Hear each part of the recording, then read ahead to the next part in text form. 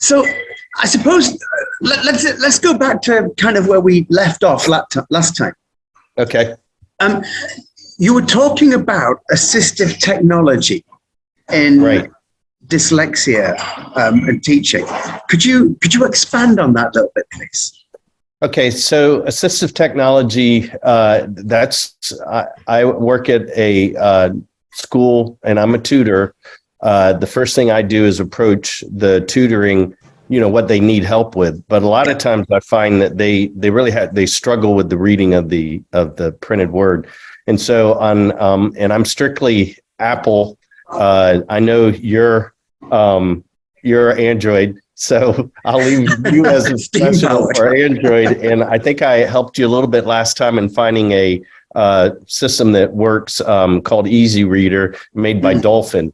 But on my side at IMG Academy, which is now run by Nord Anglia, which is really, really cool, but is that I focus in on what they need, but if they need help with assistive technology, then there's three things I teach. And this is any student from any organization that I tutor or personally tutor is I teach text to speech. And on Apple, it's innately embedded in the software.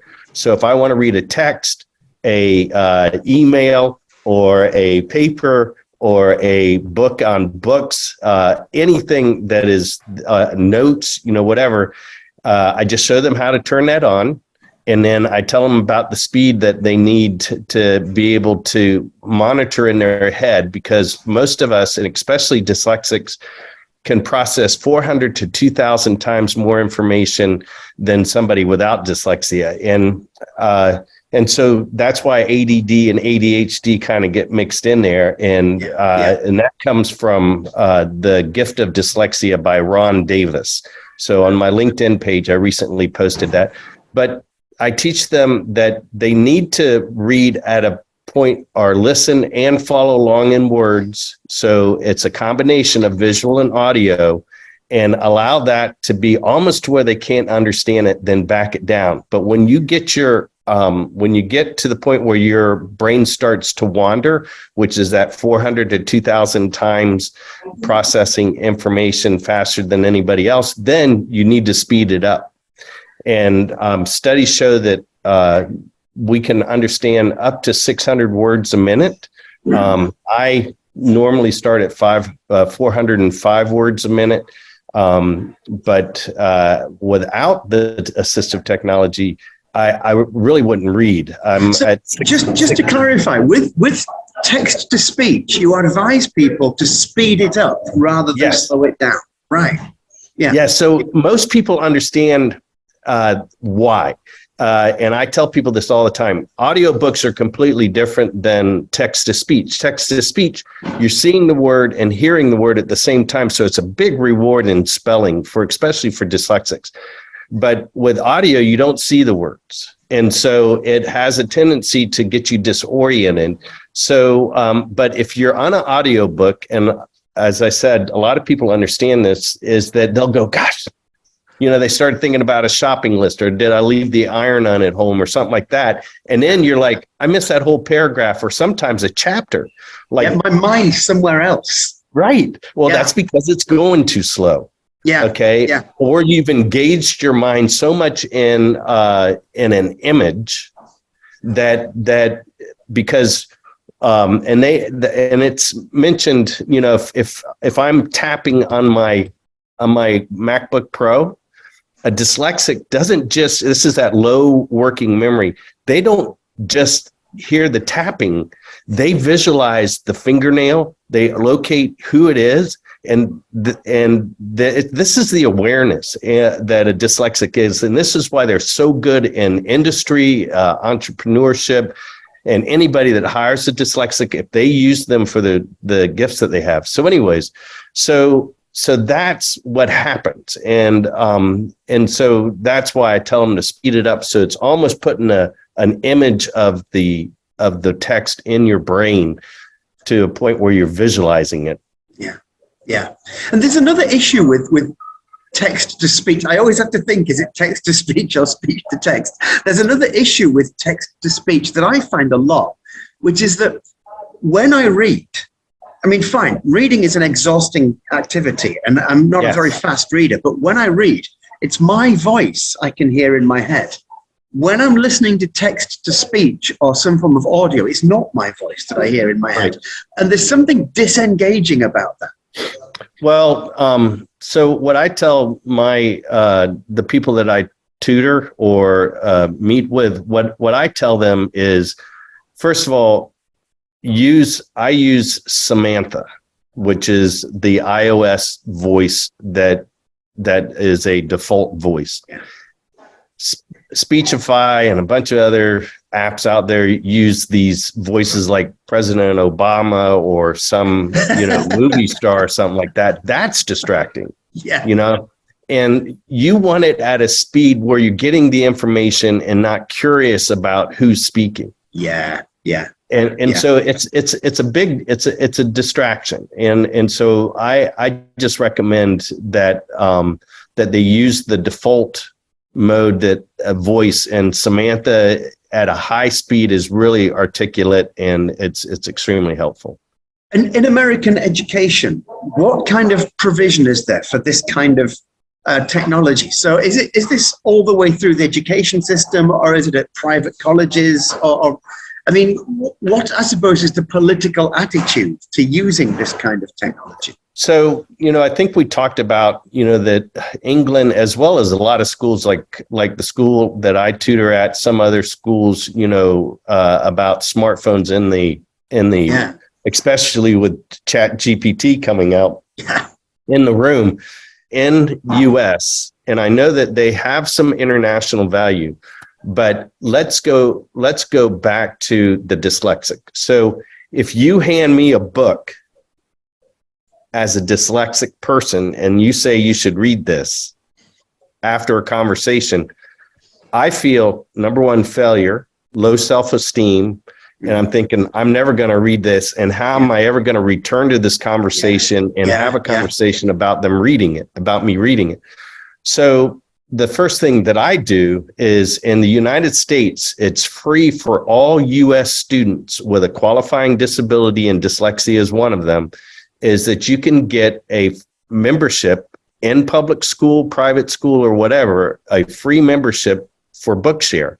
And what Bookshare is one of the world's largest digital library outside of Apple or Amazon, along those lines. So I just go and download the book. And I think last time we talked, Dr. Bloomfield, I tell you that, the levels that a dyslexic goes through, the emotional breakdown, gets into a lot of bad stuff. I mean, which I've been through a lot of it, is the low self-esteem, which comes then with trying to medicate that sense of failure. But I was at a conference in 2006, and this is 2007 is when I became a Bookshare member. And me as a non-student, K through 12, which is kindergarten through 12th grade, I buy an individual membership for $50 a year. And I can look up any book I want or periodical and start reading it just like that. So it's huge. But so to answer your question, it's available through IEPs or SIPs in schools, no matter whether they're private or public. It's the American Disabilities Act, the ADA. Okay, and what about other kinds of text? So we've talked about maybe text to speech. I mean, is speech to text as useful? So I'm thinking in America, for instance, that you have, let's say you have a standard Boston accent, which is, I'm guessing, a fairly soft American accent. And then you've got, for instance, a Navajo Native American or First Nation accent, which is going to be a very different kind of accent. Right. Speech to text, does it recognize the different accents and the different dialects and the different speech patterns? So maybe African Americans have a different speech pattern. Right. Does it recognize this? So now you're getting into the data side or the technical side of data. Google has voice typing. So Google Docs, if you go up into the tools, you will see voice typing, and then you pick your language. So whether they cover Navajo, which I pretend that I know, something like that. I don't know if it does well or not. I'm a Southern Florida guy, and some people say I have a Bostonian accent, but it picks up my dialect fine. Right. So I had a student that spoke fluent Spanish, and he said that the voice recognition and speech to text in Spanish was great. And so it really, but what we're talking about here, and this is the cool thing. So we talked about this, the technology is beneficial to dyslexics. And we need to re-educate education to make these tools available, invest into them with maybe even the teachers. I mean, if a teacher has digital essays that they need to read through and they look at it and they think like, gosh, this is 20 pages, it's 4 hours. With text to speech, you can cut that down to 2. Yeah.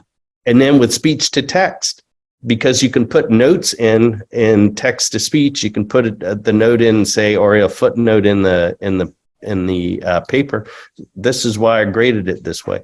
So just trying to keep on track, because I'm really like hyped up ADHD right now. But your question was on the, so you can double your reading speed, anybody. For dyslexic, my reading speed went from 69 to 400 to 500 words a minute. Got to give this some kind of go. Yeah. And then speech to text, everybody can speak 3 times faster than they can type. So it's a no-brainer. If dyslexia was a disability, now it's an ability if it's incorporated or implemented. Yeah. And I also read, this is just as an aside, I read that actually we remember more, or we learn more deeply when we read than when we listen. But the theory is that this is because we haven't been taught to learn by listening. So if you like, we always learned by listening when we were younger, but as we've grown up and gone through the schooling system, we've been taught that that's not how we learn. We learn by reading and writing. And so we've almost lost that ability. I've heard this argument, but I disagree. Right. 95%. What are the kids doing? Are they reading books? Or are they watching TikTok? Yeah. So they're watching TikTok and they're listening all the time. Visual and listening.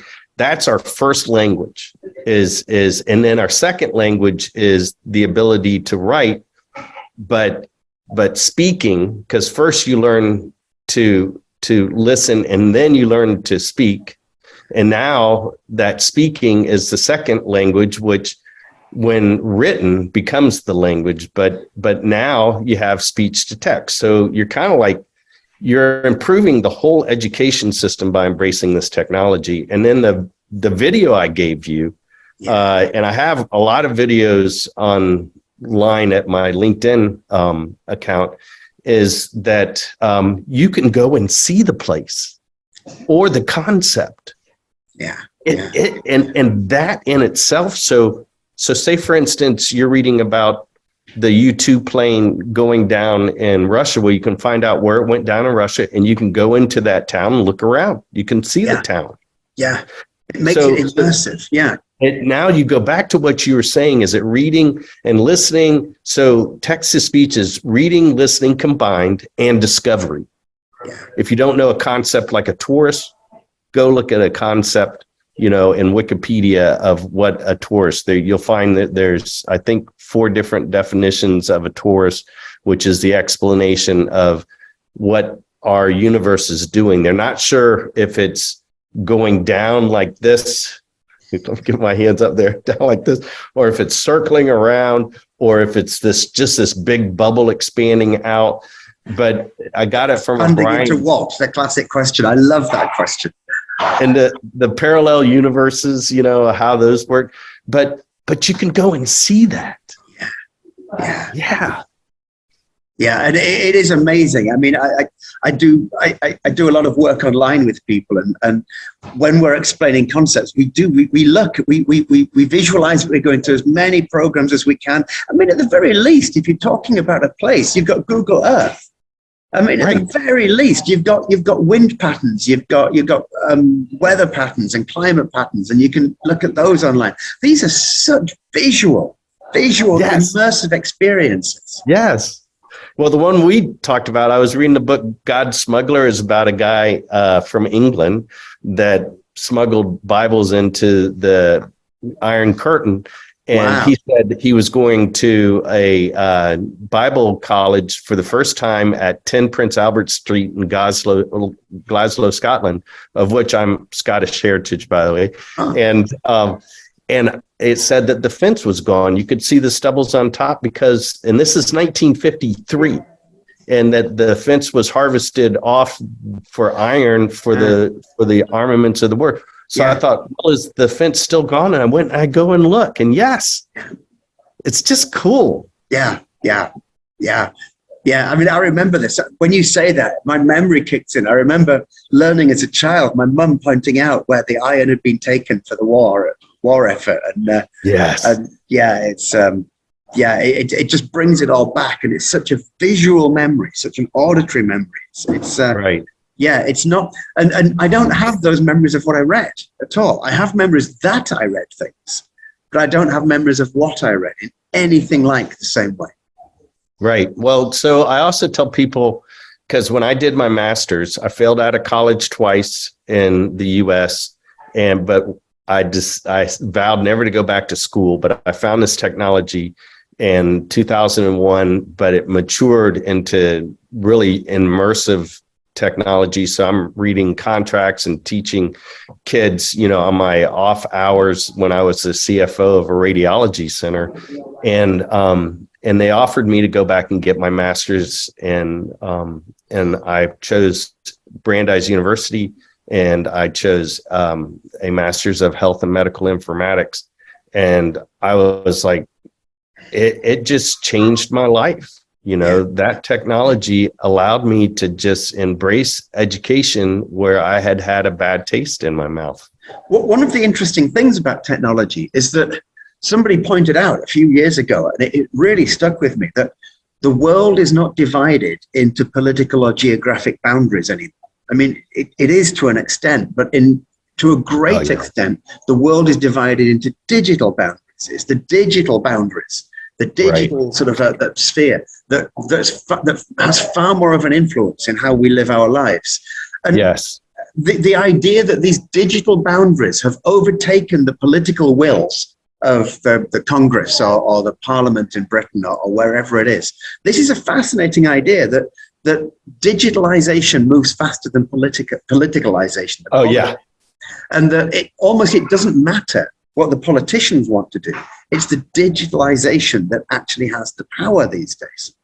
Yes. So what's that story about the two men or women out in the woods, and there's a bear starting to chase after him. One of them stops and puts on sneakers, and they go, "Why are you doing that?"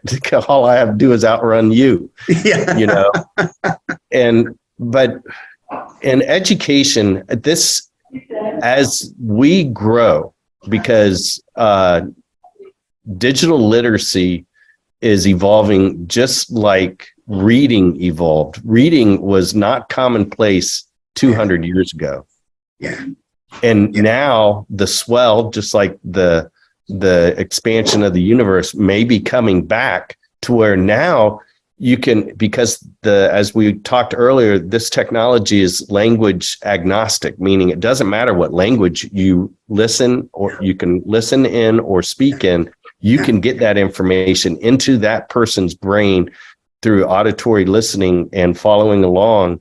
And it has the potential of being able to getting a device, and I think that's kind of where you're headed, getting to a device in their hands so that they can use this technology to learn and read and write, quote, technically read and write with. Yeah. Yeah.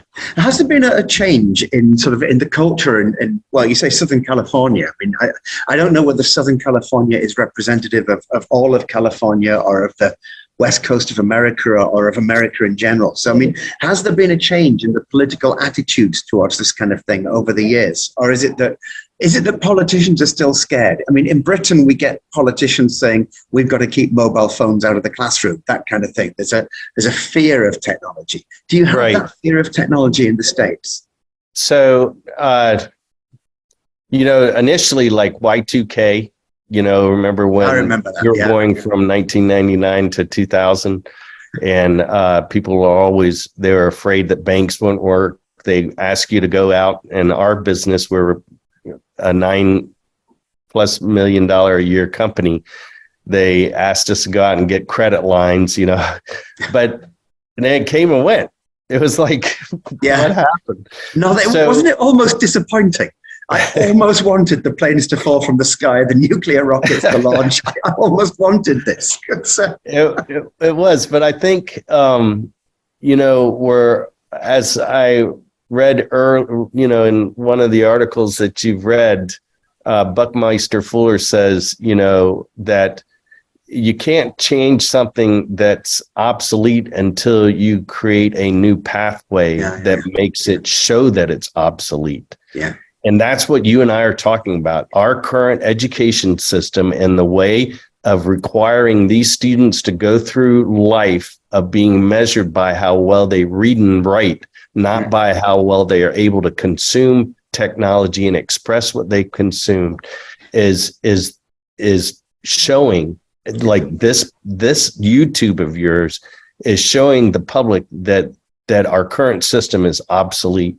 Our education delivery system. So, and I'm not in Southern California. I'm in Bradenton, Florida, home of Tropicana orange juice. Oh, nice. Well, I say nice. Yeah, it's okay nice. Stuff, right on the coast. Yeah. But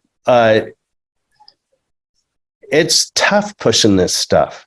But yet, it's like, to me, as an advocate for this technology and a user of the technology and a success of this because of this technology, it's, if public schools don't get the screening in so that they can determine, or the adoption of this text to speech for the whole school and not just be, for dyslexics, then that's what my suggestion would be, is everybody adopt it.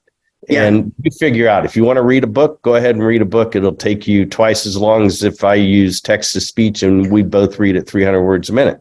Yeah. So it's the adoption, but without the adoption and without specifically giving this aid to a dyslexic, then it's like standing on the lake with somebody drowning with a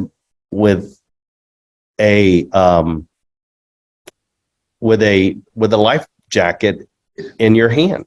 And that I was a close casualty of that. 50% of successful suicides for kids under the age of 15 have a learning disability. 50%. And then you go to the prisons and stuff like that. Alcohol and drug addiction, 60%. But yet at the other side, when we're put into an environment that allows us to create and express, 35% are entrepreneurs or dyslexic. Yeah. I mean, and this is an interesting thing, because the narrative is that if we can get people to accept this technology, is there a difference in who accepts the technology? Is there a difference in, for instance, in age, in gender, in ethnicity? Because not everybody will relate to this technology in the same way. I mean, let's be honest. You and I are old geezers, and I don't know. I'm 63. Are you? You don't look that old. I wouldn't have said so otherwise. But yeah. My kids keep me young, as does my wife. So my mom, this is really cool. My mom's 90. Right. And she has dementia. Right. And I was reading, so dementia is different than Alzheimer's. Yeah. But I gave her text to speech on, because I wrote a book and I'm getting ready to publish it on either Amazon electronically. But I put this on the Voice Dream Reader, which is the text to speech that I use. I'm not endorsing it. I don't own any stock in it, but I got in on it early on. But I put it at 300 words a minute. She says, that's too fast. And then I moved it down to 235. And she went from saying that's too fast to saying, oh, I didn't know that. It's amazing. So and you know, to answer your question, you don't know unless you try it. Yeah. But I can tell you, at one school, there was a Korean person coming in to pay tuition. And he goes, what are you here for? And I said, well, I'm here to show this technology to the school. And he goes, what technology? And I said, that's an iPhone, right? He says, yes. And I said, and he says, but it's in Korean. And I said, that's okay. So I was able to follow the menus. I turned it on. And I said, you can listen to your news instead of having to read it while you're walking, you know, or biking or running. And you can listen to it like an audiobook. And he turned it on. And he goes, oh, wow, this is awesome.